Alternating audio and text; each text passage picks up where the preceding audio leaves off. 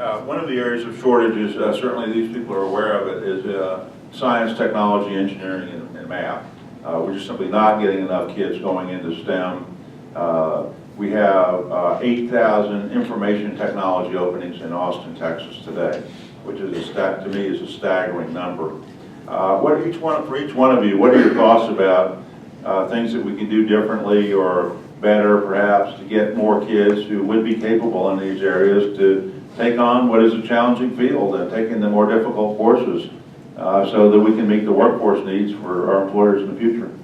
I'll start on that one. Partly we do have to emphasize those jobs and the availability of those jobs, what great jobs they are. From my committee's perspective, part of what we've got to do as a state is step up our certification of teachers in those fields. Unless you have a good, solid teaching base in science, technology, engineering, and math, but those teachers teaching good, high-quality lessons in the classroom, it's really hard to get those kids motivated into those fields. And so part of what we got to do is develop a broader cadre of teachers capable of teaching in those areas, and I think that lifts folks quite a bit. What about comment on that as well, but also the role of virtual education in terms of reaching, obviously, the more rural areas, a lot of what you represent?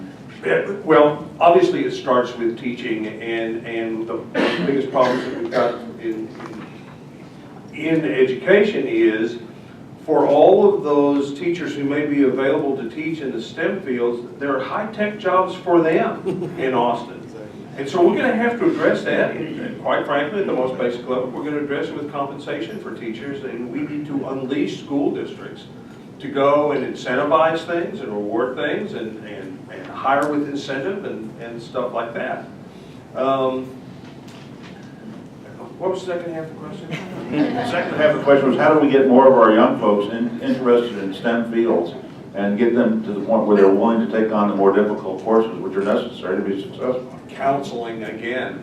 Target those kids that have that capability and make it clear to them what they need to do educationally and the opportunities that await them. And in a way that will take care of itself in evolutionary terms, because more and more jobs are going to involve technology.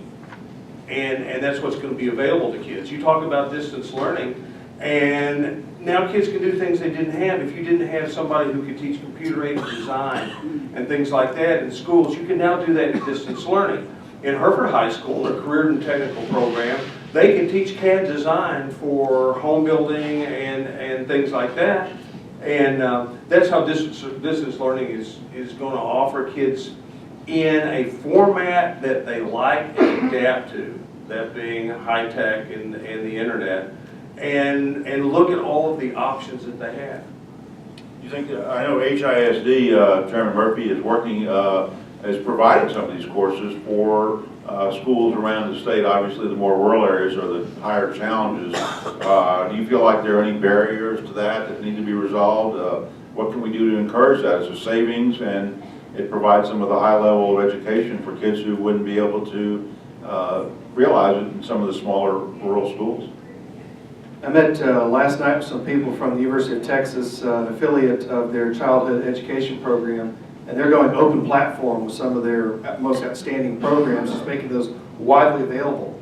And so I think it's really just a matter of kind of educating the delivery system that these options are out there. They're a great way to save time, not to park kids in front of a TV for a class session, but to augment the research and the really excellent teachers that are out there. I think it's going to happen.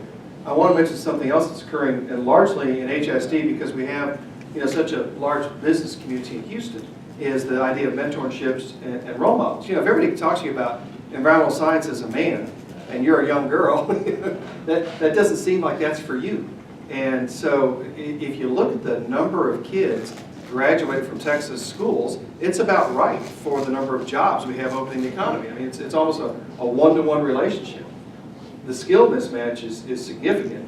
And so, Bill, when you talk about the openings in Austin, you would need to capture just about every child with aptitude to go into STEM.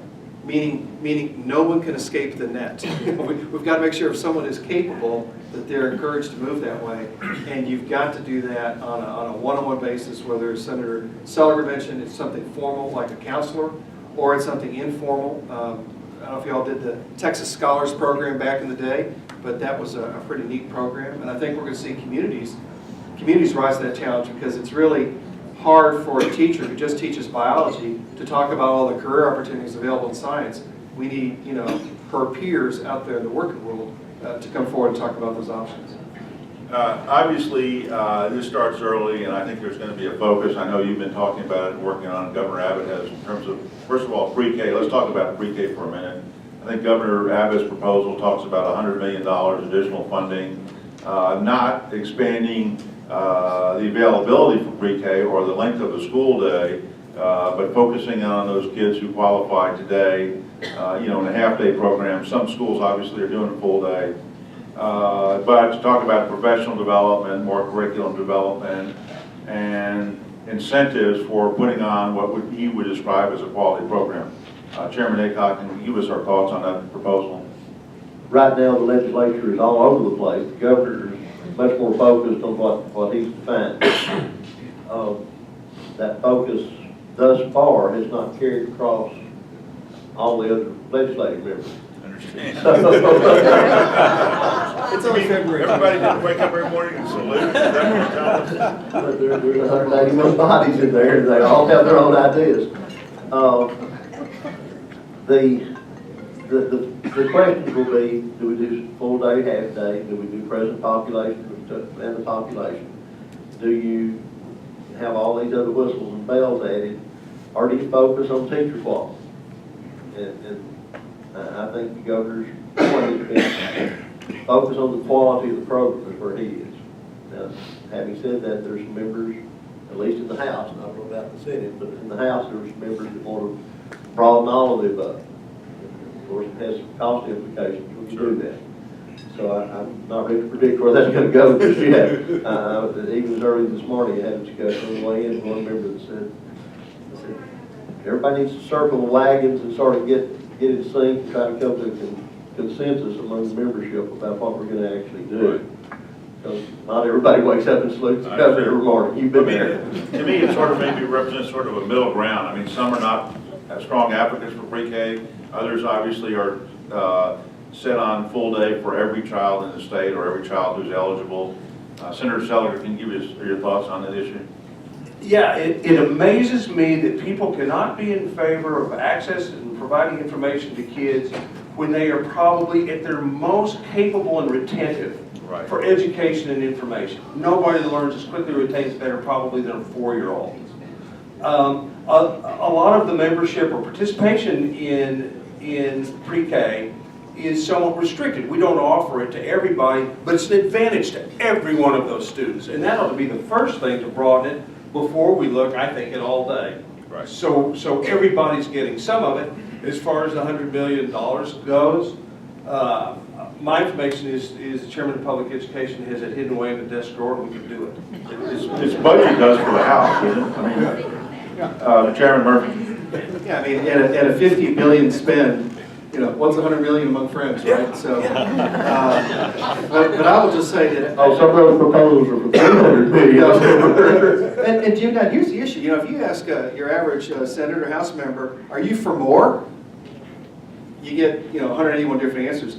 If you're for more high quality, effective programs, well then it's 181 yeses. Right. And so we are just we don't really have a definition, as Jimmy Dunn said. And as we get closer, I think we will. There are some great delivery mechanisms out there. There are some research-tested programs that we need to implement. I think it's very clear that those who have your traditional parent and there's one at home maybe don't need this as much, but they have something in place that's already fulfilling that need.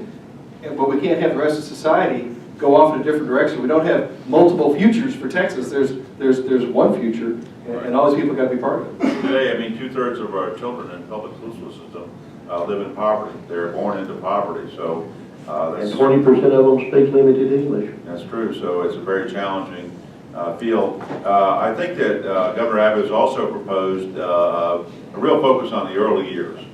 And I'm not a spokesman for the governor, don't misunderstand me, but I'm just trying to get a reaction from you all. I think he's made it clear that he thinks that allowing kids to go beyond third grade who are not reading at grade level is not working for Texas. Now, some argue that it's bad to retain them. We have a system now where you have a committee, a parent, a teacher, and a principal sit down and decide. But I believe in virtually every case, the kid is promoted, and then we say they drop out in third grade and they walk out in ninth grade. Chairman Murphy, could you give your thoughts on whether that standard needs to be toughened? Should we allow kids to go beyond third grade who are not reading at grade level?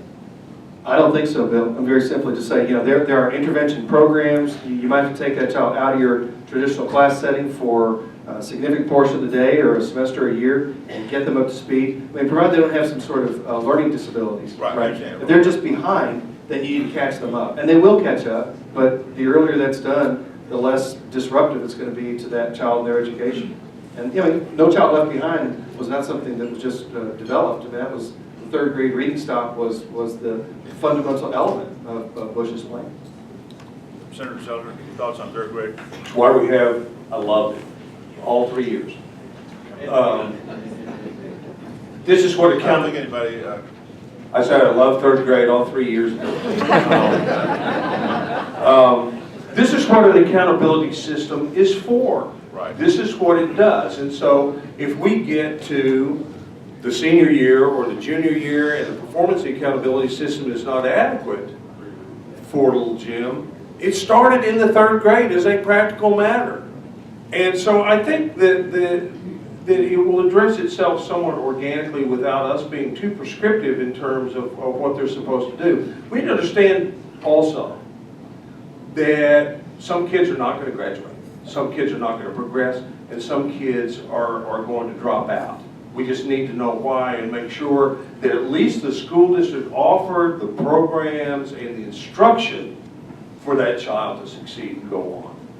Chairman Aycock, if you remember earlier, I said the contestants would be judged on how forthright they were in terms of their answers to the questions. So I'm going to try for the third time on third grade. Give us your thoughts on whether or not a third grader who doesn't have a disability, but is at first grade reading level, should be promoted. Simple answer is no, but it's more complex than that. It is. That third grader that's not at reading level didn't get that way in third grade. That third grader that's not reading has had a deficiency that's moved forward with him probably from that, when he should have been in pre-K. Right. And this audience can help with this aspect of this tremendously. And it's no secret, and I've used it before, so I think he's okay with it. Before the election, I met with then General Abbott and our governor, and we sat knee to knee, talking about this very thing. And he came away assuring me that his focus would be on kids being numerate and literate by third grade. And I think he's genuinely trying to carry through on that. But what I told him back and what I'll tell each of you, politically, investment in early childhood will not pay a dividend during your political career. Think about that, man. The politics that drive us all